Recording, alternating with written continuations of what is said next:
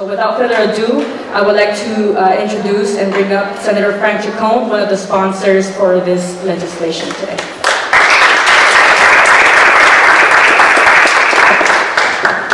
Thank you. And you are right, it's been a few years that we've been here. Good afternoon, everyone, and I see everyone's here and not afraid of the coronavirus, which is good. I probably would have had more if we didn't have a state of emergency declared. I'm proud to be back again this year sponsoring, along with my colleagues, Senate Bill S-2416, which is known as the Safe Roads and Mandatory Insurance Bill. This legislation is modeled after the 2019 legislation that passed the state of New York.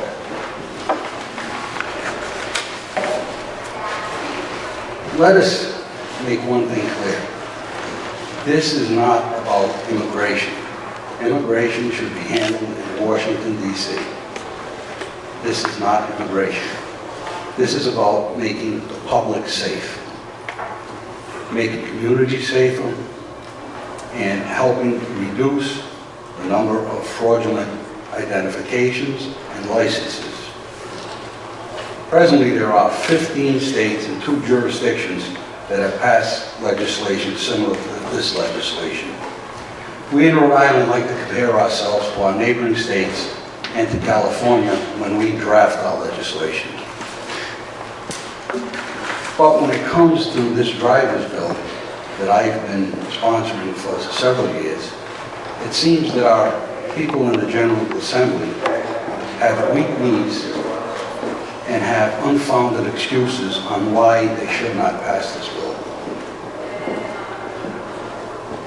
In the past, I've given you statements, I've given you examples, I've given you just about everything I could think of to shake your moral sense to pass this, but I'm going to give you some figures, because we did hear from a couple of opponents that always come to the hearing and mention, we're going to get an influx of people if this bill passes.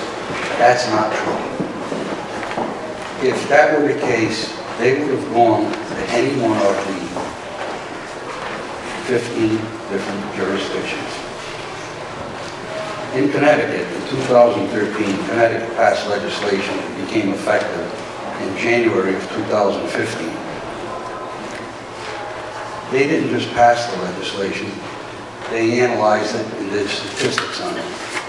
What they found over a 4-year period was a 9% reduction in hit and run accidents and a steep decline in people found guilty of driving without a license.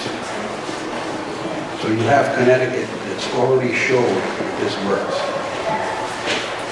Massachusetts has Bill S-2016, and on the week of February 3rd, 2020, the supporters cleared the threshold at the committee level to override the veto of Governor Baker. The Massachusetts House is gaining support, and Senate President Karen Spilka outlined her support for the bill.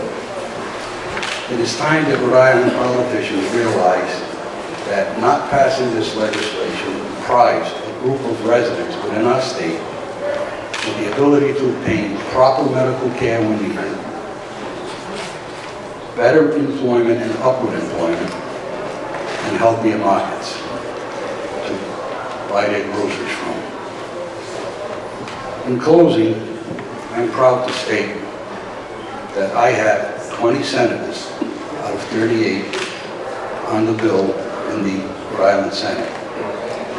And before I leave, I'd be remiss if I didn't identify some of the sponsors of the bill that are here. I have Senator Kano, Senator Valverde, Senator Lawson. I see Representative Williams in the back, who's supposed to be up here. But with that, it's time for all of us to get out and talk to our politicians.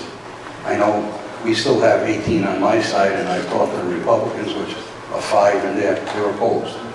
But that still leaves 13 other senators that you can work on. On the House side, Representative Williams will let you know, and I identify who she's dealt with and how far she's gone.